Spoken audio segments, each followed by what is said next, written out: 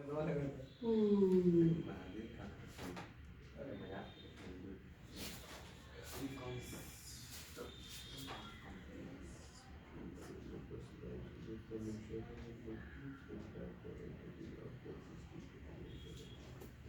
ये देखो कंपनियों का पुनर्निर्माण। तभी जो हम लोग नेक्स्ट चैप्टर हम लोग पढ़ चुके हैं, पीछे वाला लास्ट चैप्टर, उसमें हम लोग दो चीज़ पढ़े थे, एक अमलगमेशन और एक एब्जॉर्प्शन। जबकि तीन टॉपिक उसमें निकाला गया था, अमलगमेशन, एब्जॉर्प्शन और रिकंस्ट्रक्शन। तो बताया गया था रिकंस्ट्रक्शन जो चैप्टर है वो नेक्स्ट चैप्टर मिल जाएगा हम लोगों को, मिल गया। पीछे हम लोग अब तक पढ़ चुके हैं अमलगमेशन और एब्जॉर्प्शन में देखा गया कि अमलगमेशन और एब्जॉर्प्शन दोनों सेम ही है, मतलब कंपनियों का मिलन है। बस उसमें क्या है कि कोई पुरानी कंपनी को लेती है, या तो कंपनियों को नई कंपनी जनरेट करके नई कंपनी द्वारा लेके जाता है तो कंपनी एक दूसरे को आपस में क्रय करती है, परचेज करती है या टेक ओवर करती है, ठीक है। तो उसके लिए हम लोगों ने अब तक जो भी देखा, in the books of vendor के वहाँ, in the books of buyer के वहाँ, in the books of buyer के वहाँ भी हम लोगों ने देखे in nature of purchase, in nature of merger से, दोनों में थोड़ा डिफरेंट था। और किन दशाओं में लगता है तो 5 दशाएं बताई गई थी, कब हम लोग इन नेचर ऑफ परचेज से लगाएंगे और कब इन नेचर ऑफ मर्जर से लगाएंगे। अब उसी का जो हम लोगों का अगला टॉपिक था रिकंस्ट्रक्शन था, पुनर्निर्माण। अब पुनर्निर्माण से क्या समझते हैं ये बात करनी है। क्या होता है पुनर्निर्माण, किसे कहा जाता है, नाम से क्या लग रहा है, पुनर्निर्माण, रिकंस्ट्रक्शन, रिकंस्ट्रक्शन। कोई बंद पड़ी कंपनी को फिर दोबारा उसका शुरू किया जाता है, उसका निर्माण करके। ठीक, कोई बंद बड़ी हुई कंपनी को फिर से दोबारा चालू किया जाता, क्या कहते हैं, रिकंस्ट्रक्शन। कुछ और जो पढ़े बताओ, रिकंस्ट्रक्शन। कंस्ट्रक्शन का मतलब क्या होता है, निर्माण करना, रिकंस्ट्रक्शन पुनर्निर्माण करना। तो कंस्ट्रक्शन और रिकंस्ट्रक्शन तो समझो इस कंपनी के रेफरेंस में कि कंपनियों का जब हम लोग पुनर्निर्माण करते हैं तो इसका मतलब क्या है, ये नहीं कि कंपनी बंद हो चुकी है, कंपनी जो है चल रही थी, लेकिन कंपनी कई सालों से लगातार जो है घाटे में चल रही है, लगातार कई साल से कंपनी क्या कर रही है, घाटे में चल रही है, लॉस में चल रही है। तो ऐसी कंडीशन में पहुंच चुकी है कि उस कंपनी को अमलगमेंट करना या कंपनी को बेचना ही एक रास्ता बचता है। कंपनी क्या करे, अपने आप को बेच दे, तो कोई नई कंपनी या कोई पुरानी कंपनी उसको खरीद ले तो अमलगमेशन हो जाएगा, एब्जॉर्प्शन हो जाएगा। लेकिन वो कंपनी के शेयर होल्डर्स आपस में बैठ करके बात करते हैं कि नहीं भाई, जैसा कि पता है कि हमको शेयर होल्डर फिर मशवरा करना ही पड़ेगा कि बेचें कि ना बेचें। तो जब बैठ करके बात होगी तो उसे पता चलेगा कि भाई ऐसा है कंपनी को बेचा ना जाए। तो फिर इस कैसे मजबूत होगी, इसकी फाइनेंशियल पोजीशन तो बहुत डाउन है, एक तरह से ये इलनेस इकाई है, बीमार इकाई बोला जाता है इसको, क्या बोलते हैं, बीमार इकाई। कई सालों से लगातार ये जो है अस्वस्थ चल रही है, इसकी हेल्थ अच्छी नहीं है, बीमार चल रही है, इसको बेचना ही एक रास्ता बचता है। तो फिर क्या किया जाए इसका, तो बेचने के लिए अगर बात नहीं आती है तो फिर उसको कहते हैं कि नहीं इसको चलाया जाए। तो चलेगी कैसे भाई, इसको स्वस्थ करना पड़ेगा आपको। तो स्वस्थ करने के लिए कुछ आवश्यक कदम उठाए जाते हैं, कुछ आवश्यक कदम उठाए जाते हैं। अभी क्या आवश्यक कदम उठाए जाएंगे, अभी हम लोग उसकी बात करेंगे। फिर हम लोग उसी पर डिफाइन कर रहा हूँ कि रिकंस्ट्रक्शन का मतलब क्या होता है। रिकंस्ट्रक्शन का मतलब होता है रीऑर्गेनाइज करना। क्या होता है, रीऑर्गेनाइज करना। पुनर्निर्माण का मतलब होता है पुनर्संगठित करना, पुनर्संगठित करना। यानी कि अगर आपके पास कोई कंपनी बीमार चल रही है तो उसमें कुछ न कुछ संगठन में कमियां होंगी, उन कमियों को दूर कर दिया जाए, यानी उसको पुनर्संगठित कर दिया जाए, रीप्लांट कर दिया जाए, रीऑर्गेनाइज कर दिया जाए, रीमैनेज कर दिया जाए, तो क्या कहलाएगा वो, रिकंस्ट्रक्शन ऑफ कंपनीज कहलाएगा। और कितने प्रकार से होता है अभी ये बात आगे चलेगी, लेकिन किसी को इतना याद रखना है कि कंस्ट्रक्शन ऑफ कंपनीज का मतलब क्या हो जाएगा कि कंपनियों का पुनर्निर्माण करना, पुनर्गठन करना, पुनर्संगठन बनाना, रीऑर्गेनाइज करना, रीप्लांट करना, रीमैनेज करना, ये जो है क्या कहलाता है आपका, रिकंस्ट्रक्शन कहलाता है, कंपनी को पुनः निर्मित करना। अब निर्माण कैसे किया जाएगा उसके बारे में हम बात करेंगे। तो सबसे पहले इसकी डेफिनेशन अगर देख लें, सबसे पहले रिकंस्ट्रक्शन ऑफ कंपनीज के बारे में कि क्या होता है। देखो लिखा गया कि एकीकरण हुआ विलयन की तुलना में पुनर्निर्माण पूर्णतः भिन्न होता है। तो बता रहे हैं यहाँ पर कि अमलगमेशन पढ़ चुके हैं और एब्जॉर्प्शन पढ़ चुके हैं, उससे थोड़ा डिफरेंट होता है रिकंस्ट्रक्शन, क्योंकि उसमें कंपनियां एक दूसरी कंपनी को बेचती हैं। इसमें क्या होता है, बेचती नहीं है, अपने आप रीस्टैंड होती है, फिर से वो खड़ी होती है, ठीक है ना, रीऑर्गेनाइज करने के बाद। कह रहे कि पुनर्निर्माण का उद्देश्य संयोजन के उद्देश्य से भिन्न होता है।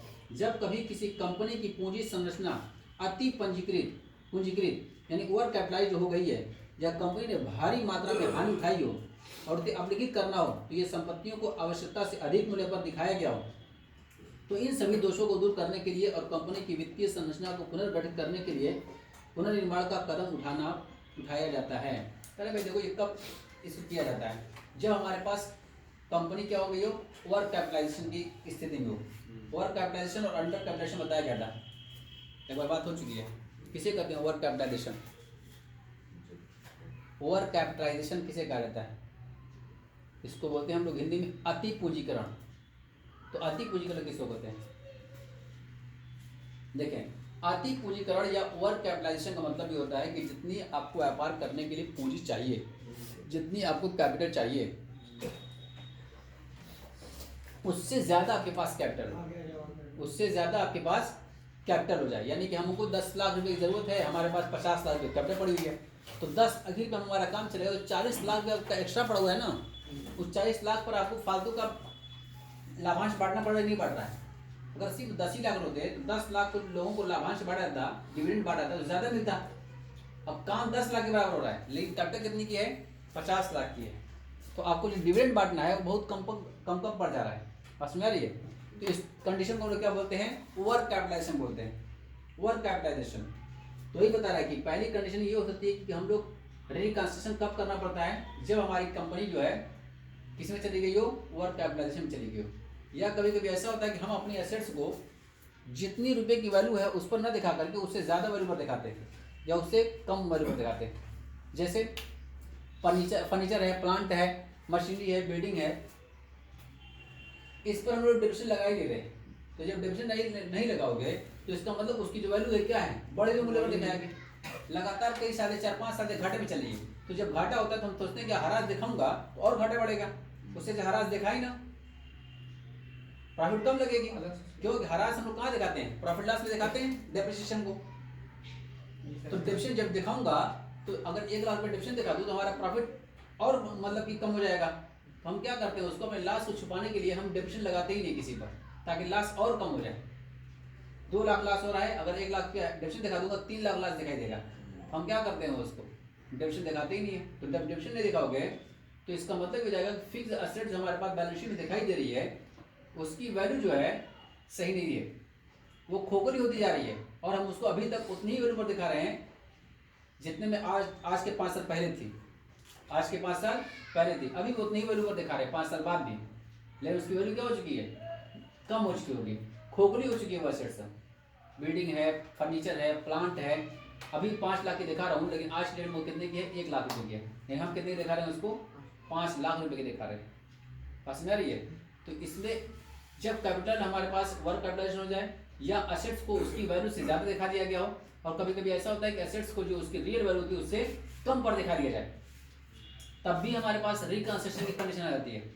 या हमारे पास जो लायबिलिटी वो ज़्यादा हो जाए हमारी एसेट्स से, तब भी क्या हो जाती है? आपकी रिकंस्ट्रक्शन की कंडीशन आ जाती है। तो कई सिचुएशंस ऐसी हैं जहां पर हम लोगों को अपनी कंपनियों को रीऑर्गेनाइज या रिकंस्ट्रक्ट करने की जरूरत पड़ती है। तो वही सब बता रहे हैं यहाँ पर। इस प्रकार पुनर्निर्माण शब्द का प्रयोग किसी व्यावसायिक इकाई की वित्तीय संरचना में पुनर्सुधार, क्या करना है यहाँ पर? पुनर्सुधार करना, यानी कि उसको क्या करना है? एक तरह से रीअमेंड करना है। क्या करना है? रीअमेंड करना है। तो पुनर्सुधार या पुनर्संगठन के लिए किया जाता है, यानी रीऑर्गेनाइज करने के लिए किया जाता है। ठीक है।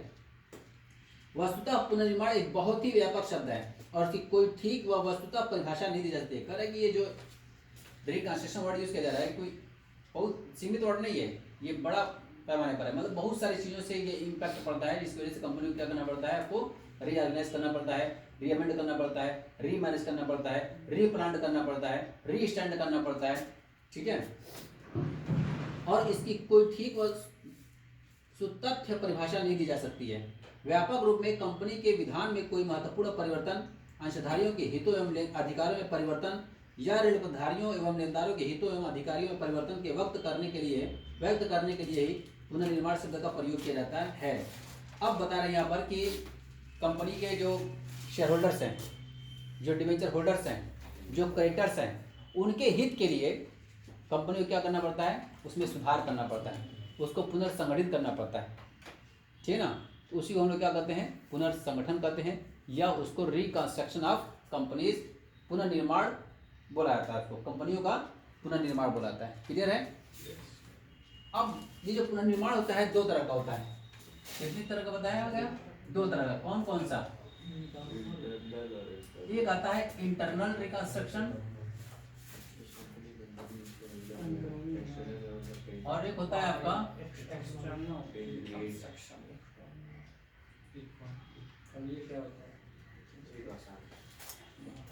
आंतरिक पुनर्निर्माण और बाह्य पुनर्निर्माण।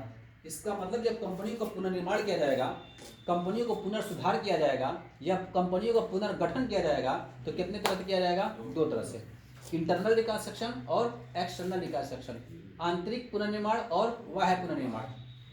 तो इसका मतलब 2 तरह का निर्माण होता है, पुनर्निर्माण इसमें होता है। तो इंटरनल रिकंस्ट्रक्शन किसको कहते हैं और एक्सटर्नल किसको कहते हैं?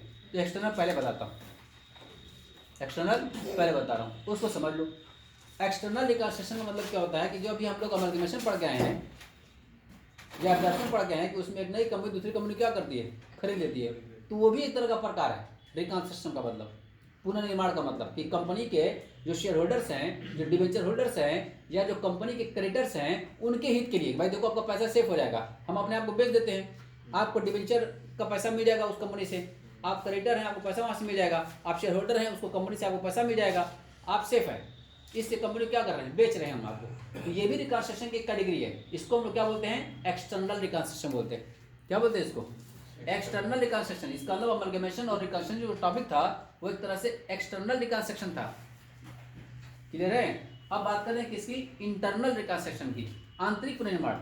इसमें कंपनी अपने आप को बेचती नहीं है, इसमें कंपनी अपने आप को बेचती नहीं है, बल्कि वो खुद जो है उसके शेयर होल्डर, उसके डिवेंचर होल्डर और उसके क्रेडिटर से मिल करके उस कंपनी को फिर से क्या करते हैं, खड़ा करने की कोशिश करते हैं, किसी तरह से वो फिर से इस्टेब्लिश हो जाए, फिर से वो पुनर्गठित हो जाए। तो उसके लिए क्या कदम उठाते होंगे, तो शेयर होल्डर्स के बीच में भी हम लोग बताएंगे, लेकिन थोड़ा सा जिक्र करना जरूरी है यहाँ पर इंटरनल रिकंस्ट्रक्शन में, कि उसमें क्या कहता है कि कंपनी की जो लायबिलिटी होती है उसको कम कर दिया जाता है।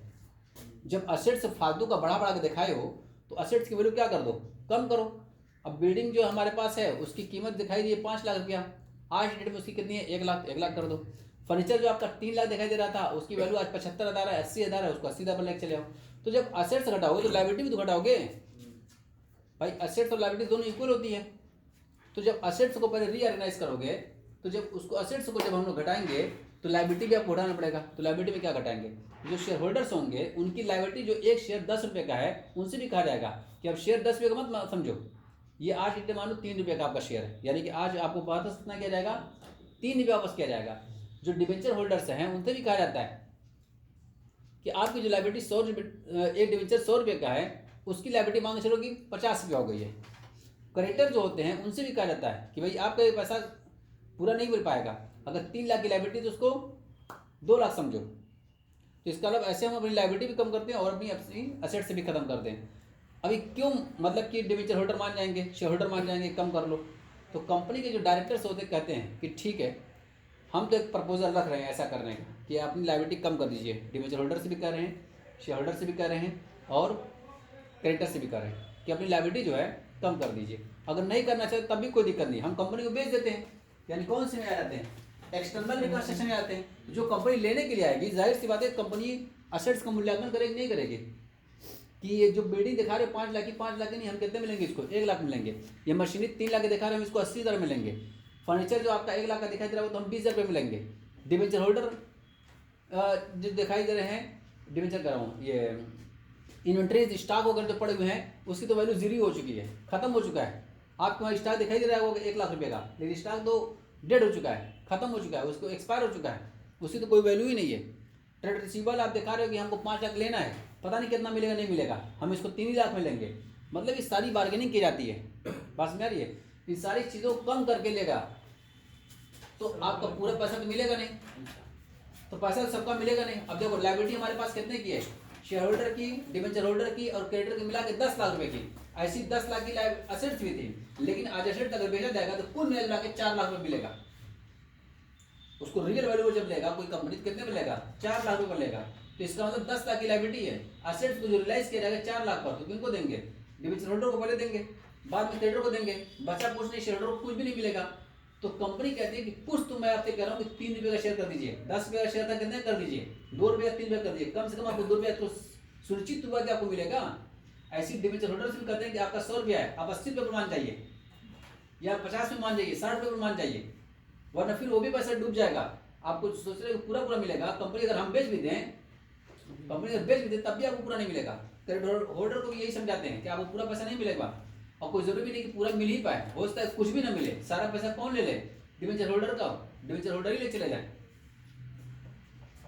तो ऐसी कंडीशन जब होती है तो हम उनसे कह रहे हैं कि कंपनी को बचाना ही हमारा काम है। हम चाहते हैं कंपनी को रीऑर्गेनाइज किया जाए, रीप्लांट किया जाए। कंपनी बेच देंगे तो किसी को पैसा पूरा नहीं मिल पाएगा। अभी तो हम कह रहे हैं कि आपको 2 रुपये मिल जाएगा, आपको 50 में मिल जाएगा, आपको 50% मिल जाएगा, 60% आपको भी मिल जाएगा, लेकिन कब मिलेगा, जब फिर से कंपनी को रीऑर्गेनाइज कर लिया जाए, फिर से कंपनी को एक ताकत मिल जाएगी करने की। देखो जब आदमी प्रेशर में होता है तो अगर उसके अंदर कैपेसिटी भी है ना, तो प्रेशर की वजह से उस काम को अंजाम नहीं दे पाता है।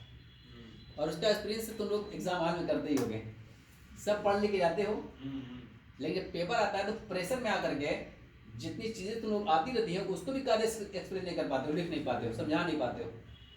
ठीक है, तो ऐसे ही यहाँ पर भी होता है। तो एक किस्सा मुझको याद आ रहा है इसका, कि एक आदमी जो है बड़ा बिजनेसमैन था, लेकिन पैसा उसका जो डूब गया, बहुत सारी जगह पर इधर उधर पड़ गया, डूब गया। ठीक है, तो वो थोड़ा सा अपने आप को असहज महसूस करने लगा कि यार सब मेरा बर्बाद हो गया है। पार्क में जा करके इसी आसपास में पार्क था, वहाँ जाकर बैठ गया, सर पर हाथ रख करके सोच विचार कर रहा है।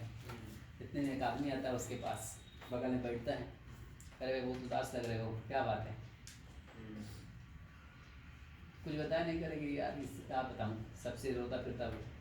निकाला चेक तुरंत अंदर से, उसको चेक दिया कि भाई देखो ये 1 करोड़ का चेक तुमको दे रहा हूँ, ले जाओ।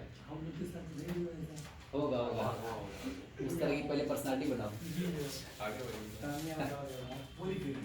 1 करोड़ का उसको चेक दिया, क्या करें भाई मैं क्या करूँगा चेक लेकर के, मैं तो खुद ही बर्बाद हो चुका हूँ। कह कि 1 करोड़ का चेक रखिए, आपका जिस दिन पैसा हो जाएगा उस दिन वापस कर दीजिएगा। 1 करोड़ फिलहाल रखिए, चेक ले लिया। अब चेक जो है ले लिया, बड़ा खुश हुआ कि भाई मुझको 1 करोड़ मिल गया है, अब तो अपना काम जाकर के फिर से रीस्टेब्लिश कर सकता हूँ। वो आया चेक ले करके अपने ऑफिस में बैठा, बहुत खुश है, और उसकी जो जहनी टेंशन थी वो बहुत कम हो गई। फिर टेंशन में आदमी सोच समझने की कैपेसिटी जो होती है खो चुका होता है। वो 1 करोड़ रुपये जो है सिर्फ पा गया है, अभी निकाला भी नहीं पैसा, लेकिन उसका दिमाग काम करने लगा। उसने कहा कि इस 1 करोड़ का चेक को हम लोग बॉक्स में रख देते हैं, पैसा निकालेंगे ही नहीं। जिस हमारे पास इस टाइम जितना भी हमारे पास पैसा है, जो भी हमारे पास ताकत है, जो भी हमारे पास सामर्थ्य है, उसी का इस्तेमाल करके फिर से कंपनी को इस्टेब्लिश करते हैं, उस पैसे का इस्तेमाल नहीं करेंगे। अब जो उसके पास कैश था, बैंक था, या जो उसके पास ताकत थी, एनर्जी थी, कॉन्फिडेंस था, गुडविल थी, उसके बिहार पर उसने फिर से काम चालू किया, लेकिन उस पैसे को क्या कर दिया, लाकर में रख दिया, चेक को, उसको इस्तेमाल ही नहीं किया। बस जो उसके पास सामर्थ्य थी उसी को इस्तेमाल करना शुरू किया, दिमाग काम चालू किया उसका। अब वो प्रोग्रेस करना चालू किया, और 1 साल के अंदर अंदर उसका ग्रोथ जो है कंपनी का अच्छा खासा फिर से हो गया, टर्नओवर बढ़ गया। अब कम से कम उसके जगह चेक है, उसको जाकर थैंक यू बोल दूँ और उसको भी कुछ एज ए गिफ्ट दे दूँ। चेक का इस्तेमाल तो किया नहीं, उस चेक निकाला और उसी पार्क में जाकर के फिर वहीं बैठा। अब उस आदमी को ढूंढ रहा है कि भाई वो आदमी मुलाकात हो जाती, ठीक रहता, ठीक है, नहीं उस टाइम मोबाइल नहीं चलता था, जिस टाइम था, ठीक है, सिर्फ भरोसे पर चलता था, लोगों का दिल साफ रहता था, ठीक है, पैसा मारी और ये धोखाधड़ी नहीं चलती थी उस टाइम। मिलने करके गया, उसके बाद इंतजार कर रहा है पार्क के अंदर, कोई आवाज़ आए दे दे उसको, खैर दिखाई दिया, पकड़ा उसको, जा करके उसको थैंक यू और सब बोल रहा है उसको, तब तक एक आदमी पीछे से आया, ठीक है, उसका बॉडीगार्ड था वो, कह रहे क्या करना, कह रहे 1 साल पहले मैंने चेक दिया था, मैं इनका शुक्रिया अदा कर रहा हूँ, इसकी वजह से हमारी कंपनी रजिस्टर हो गई। तो मैंने ये चेक ये तो कभी 2-4 साल से ये मेंटली डिस्टर्ब चल रहे हैं, इनका इलाज चल रहा है, पागल हो गए हैं, ऐसे ही सबको चेक करके बांटते चले जाते हैं। समझ में तो कहने का मतलब है कि वो तो चेक काम का नहीं था, काम नहीं अगर उसी टाइम उनको पता चल गया होता तो फिर ये इस्टेब्लिश नहीं कर पाते, लेकिन उनके चूंकि सामने ये बात नहीं थी, उनको बस ये पता चल गया कि मेरे पास आज की डेट में 1 करोड़ रुपया है, लेकिन हम उसका इस्तेमाल ना करके हमारे पास जो एनर्जी है इस टाइम, उस एनर्जी को अच्छी जगह यूज करते हैं, फिर से काम करते हैं। अगर नहीं होगा तो फिर हमारे पास पैसा रखा हुआ है, इतना तो उसको साथ मिल गया। जैसे बताया जाता है ना, डूबने वाले को तिनके का सहारा काफी होता है, वही उसको तिनका नहीं बल्कि पूरा लट्ठा मिल गया, ठीक है ना। वो इसी में घुसता कि अगर कुछ मामला गड़वाएगा तो चेक निकाल लीजिएगा, हमारे पास पैसे की बहुत ठीक बात है, 1 करोड़ रुपया हमारे पास पड़ा हुआ है। तो वैसे ही यहाँ पर किया गया कि एक कम से कम हम ऐसी कंडीशन आ जाए कि हम सोच विचार सकें। तो उसने क्या किया, अपने शेयर होल्डरों को, अपने डिवेंचर होल्डरों को, अपने क्रेडिटर्स को बुलाया, मीटिंग किया कि अगर आप लोग थोड़ा थोड़ा सहयोग कर देंगे, अपनी लायबिलिटी को कम कर देंगे, तो कंपनी को हम लोगों को री एस्टैब्लिश करने में, रीऑर्गेनाइज करने में, इसको कंपनी को सुधार करने में थोड़ा सा हमको सहयोग मिल जाएगा। अगर आप तैयार है तो नहीं तो कंपनी को बेच दिया जाता है, किसी को पूरा नहीं मिलेगा, ना हमको मिलेगा ना आपको मिलेगा, हमको कोई दिक्कत नहीं है। लेकिन अगर तैयार होते हैं तो फिर से हम अपनी एनर्जी लगाने को तैयार हैं, ताकि हमारा ग्रोथ फिर से होने लगे और हम अपनी कंपनी को सुधार कर सके। तो ये बहुत बड़ी बात होती है, टेंशन कम करना, ठीक है ना। तो वो जो है कंपनी की जो ये इंटरनल रिकंस्ट्रक्शन जो पढ़ रहे हैं वो यही चीज़ है कि इंटरनल रिकंस्ट्रक्शन में अपनी लायबिलिटी को कम कर रहे हैं हम लोग। तो अपनी लायबिलिटी में कम करने का क्या मतलब हो जाएगा कि अपने शेयर होल्डर से, अपने डिवेंचर होल्डर से, अपने क्रेडिटर से हम बुला कर सबसे अलग अलग मिल करके, और यही बात सबसे कहेंगे कि अगर कंपनी को बेचना हो तो बेच दिया जाए, लेकिन पैसा की गारंटी नहीं कितना मिल सकता है हम लोगों को।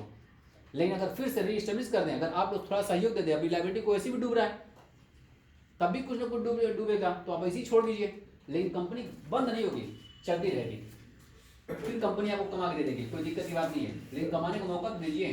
तो कंपनी के शेयर होल्डर से बात की जाती है, कंपनी के अगर सहयोग में थोड़ा सा डिवेंचर होल्डर और लोग मिल जाते हैं तो फिर से कंपनी को इस्टेब्लिश कर देता है। इस कंडीशन को क्या बोलते हैं, इंटरनल रिकंस्ट्रक्शन बोलते हैं, आंतरिक पुनर्निर्माण बोलते हैं। यानी कंपनी के अंदरूनी लोग जो होते हैं वही लोग इसको बढ़ाते हैं, ठीक है। ये हम लोग पास है 2 तरह का दिया हुआ है, इंटरनल रिकंस्ट्रक्शन और एक्सटर्नल रिकंस्ट्रक्शन। तो एक्सटर्नल समझ में आ गया सबको, ये जो अमलगमेशन और एब्जॉर्प्शन पड़ गया है वो एक्सटर्नल था, यानी कि बेच दिया है कंपनी को। लेकिन इंटरनल का मतलब क्या हो जाएगा, कंपनी के शेयर होल्डर, डिवेंचर और क्रेडिटर्स वगैरह मिल करके कंपनी को फिर से रीएस्टैब्लिश करते हैं, रीऑर्गेनाइज करते हैं, ठीक है। अब बात यहाँ पर आती है इंटरनल रिकंस्ट्रक्शन की, तो डिफाइन किया हुआ है, देखो उसको भी डेफिनेशन क्या दी हुई है। कर जब वित्तीय अनुविन्यास यानी फाइनेंशियल अरेंजमेंट के लिए निर्धारित स्कीम मौजूदा कंपनी के अस्तित्व को बनाए रखती है, अर्थात न तो किसी नई कंपनी का निर्माण होता है और न विद्यमान कंपनी का वितरण होता है, न कोई नई कंपनी बनती है और न कोई कंपनी का निर्माण होता है, ठीक है ना। तो उसे आंतरिक पुनर्निर्माण कहते हैं। चूंकि इस प्रकार के अनुविन्यास स्कीम का उद्देश्य विद्यमान वित्तीय संरचना को पुनर्संगठित करना होता है, अतः इसे पुनर्संगठन भी कहते हैं, रीऑर्गेनाइजेशन भी इसको बोला जाता है। यानी कि कंपनी जो है न तो बिकती है न ही बंद होती है, बल्कि इसको क्या करते हैं, फिर से इसमें सुधार किया जाता है, पुनर्संगठन किया जाता है। इसी को हम लोग क्या बोलते हैं, इंटरनल रिकंस्ट्रक्शन बोलते हैं। आगे बताएगा परिभाषा के रूप में, करें कि आंतरिक पुनर्निर्माण एक ऐसी प्रक्रिया है जिसके अंतर्गत संपत्तियों का पुनर्मूल्यांकन, दायित्वों का पुनः आकलन, हानियों का अवलेखन तथा अंशों की चुकता मूल्य में कमी इत्यादि के द्वारा कंपनी को व्यवस्था का पुनर्गठन किया जाता है। तो कह रहे संपत्तियों का पुनर्मूल्यांकन क्या होता है, जो भी हमारे पास एसेट्स है उसको क्या करते हैं, रीवैल्यूएशन करते हैं। यानी 5 लाख की चीज 1 लाख की होगी तो 1 लाख में कर देंगे, कोई अगर 1 लाख की चीज 4 लाख की होगी तो 4 लाख में कर देंगे। जैसे लैंड है, 1 लाख की बुक दिखाई दे रही है, उसकी वैल्यू बढ़ चुकी होगी, 4 लाख हो चुकी होगी, 8 लाख हो चुकी होगी, उतने पर कर दिया जाएगा। मतलब आज की रियलाइजेशन वैल्यू जो होगी उस पर कर दिया जाएगा, किसी घट चुकी होगी तो घटा दी जाएगा, किसी की बढ़ चुकी होगी तो बढ़ा दिया जाएगा। इसको क्या बोलते हैं, रीवैल्यूएशन ऑफ एसेट्स।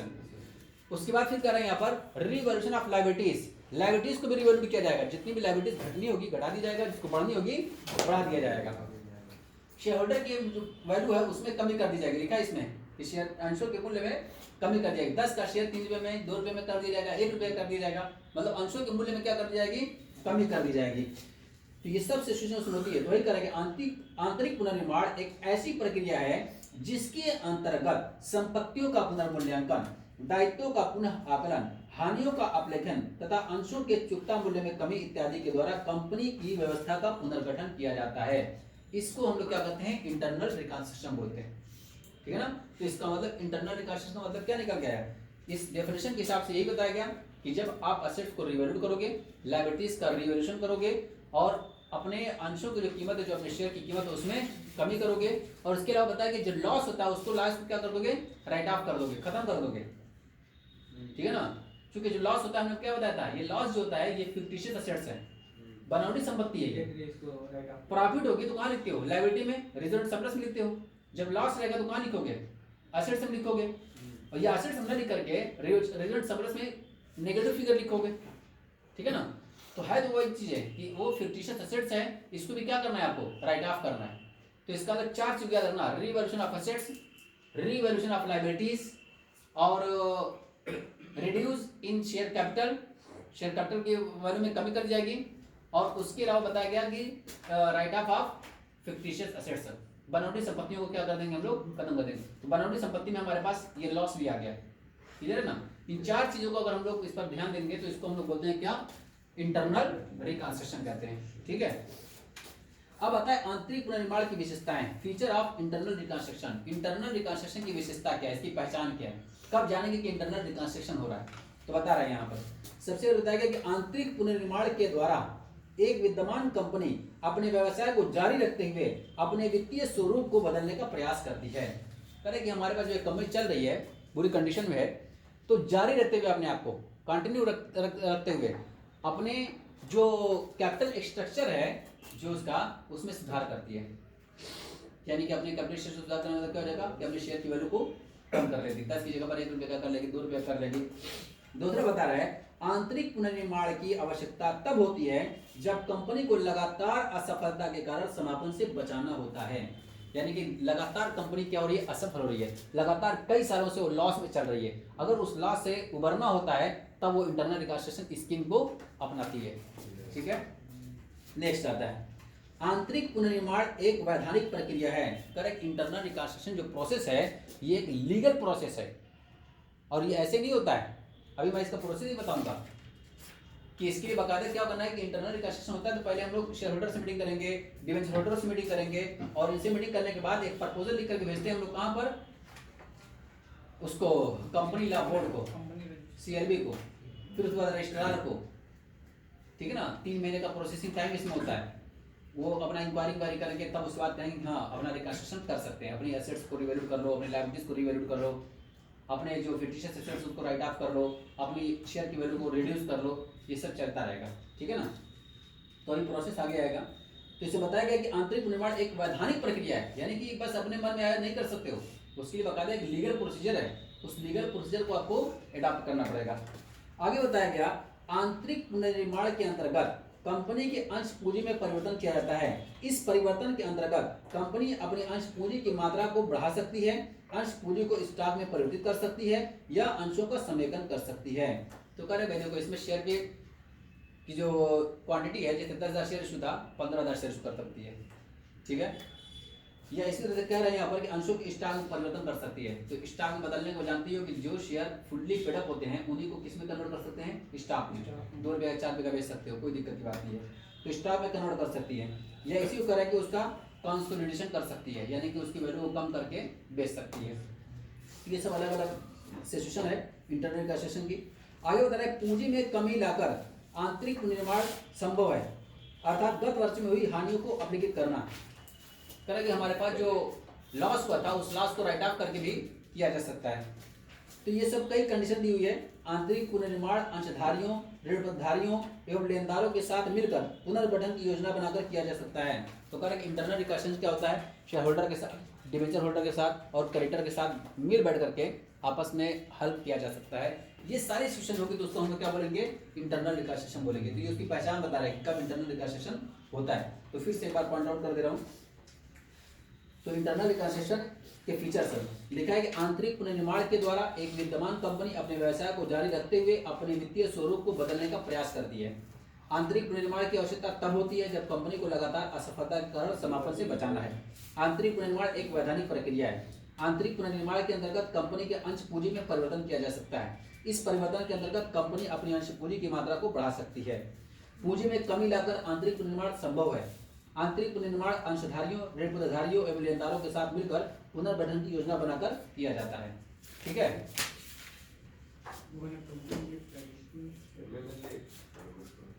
अब आ रहे यहाँ पर मेथड्स ऑफ इंटरनल रिकंस्ट्रक्शन, यही मेन पढ़ना हम लोगों को। तैयार हो जाओ। मेथड्स ऑफ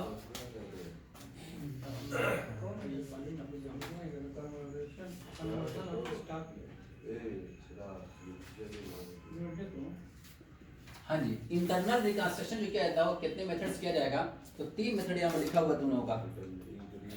अंश पूंजी में परिवर्तन लिखा हुआ है सबसे पहले, अंश पूंजी में परिवर्तन यानी अल्टरेशन इन शेयर कैपिटल।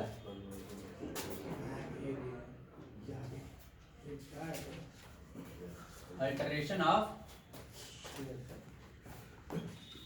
शेयर कैपिटल सबसे पहली चीज। दूसरा आता है अंश पूंजी में कमी, अंश पूंजी में कमी यानी reduction in share capital, of capital. ये हो गया हमारे पास। उसके अलावा हमारे पास आता है यहाँ पर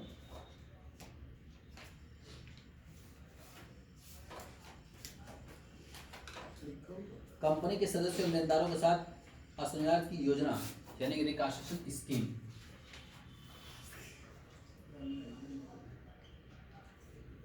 reconstruction scheme with trade payable debenture holders साथ बैठ करके रिकंस्ट्रक्शन स्कीम बनाई जाएगी। 3 तरह से हम लोग इंटरनल रिकंस्ट्रक्शन करते हैं। 3 मेथड है हमारे पास, ठीक है ना। इंटरनल रिकंस्ट्रक्शन करने के 3 मेथड कौन कौन सा? अल्टरेशन ऑफ शेयर कैपिटल, दूसरा आता है रिडक्शन ऑफ शेयर कैपिटल, और तीसरा क्या आता है रिकंस्ट्रक्शन स्कीम अपना करके, ठीक है। और इसी को हम लोग पढ़ते भी हैं, रिकंस्ट्रक्शन स्कीम को अपनाया जाता है, यही हम लोगों को पढ़ना भी है। लेकिन उसके बारे में जानना है कि हम लोगों को अल्टरेशन ऑफ शेयर कैपिटल कैसे हम लोग कम करेंगे, और रिडक्शन ऑफ शेयर कैपिटल कैसे सही किया जाएगा, और कैपिटल स्कीम कैसे किया जाएगा। तो सबसे पहले बात करते हैं अल्टरेशन ऑफ शेयर कैपिटल। देखो अल्टरेशन ऑफ शेयर कैपिटल का मतलब क्या होता है, इसको बताया गया कंपनी अधिनियम सन 2013 की धारा 61 के अनुसार अंशों द्वारा सीमित बताया गया था, लिमिटेड बाय शेयर और लिमिटेड बाय गारंटी, ठीक है ना। तो लिमिटेड बाय शेयर को बता रहा है कि अपने अंश पूंजी में परिवर्तन कर सकती है बशर्ते पारित अंतर्नियम द्वारा उसे अधिकार प्राप्त हो। इस प्रकार के पूंजी परिवर्तन का प्रारूप निम्न में से कोई हो सकता है। क्या क्या? कारण नए अंशों के निर्माण द्वारा अधिकृत अंश पूंजी को बढ़ाना, यानी जो अपनी ऑथराइज्ड कैपिटल है, अगर ऑथराइज्ड कैपिटल हमारी 1 लाख शेयर थी तो हम इसको 1,50,000 शेयर कर सकते हैं, यानी 50,000 नया शेयर इशू कर दिया जाएगा। नया 50,000 शेयर इशू किया जाएगा, आपके पास पैसा आ जाएगा। जब आपके पास पैसा आएगा तो पैसे के हिसाब से अपना काम करना चालू करोगे, टेंशन आपकी खत्म हो जाएगी, ठीक है ना। तो पहला आता है नए अंशों के निर्माण द्वारा अधिकृत अंश पूंजी को बढ़ाना है, यानी increase in authorised share capital. दूसरा आता है आपका अंशों का स्टॉक में बदलना, conversion of share into stock.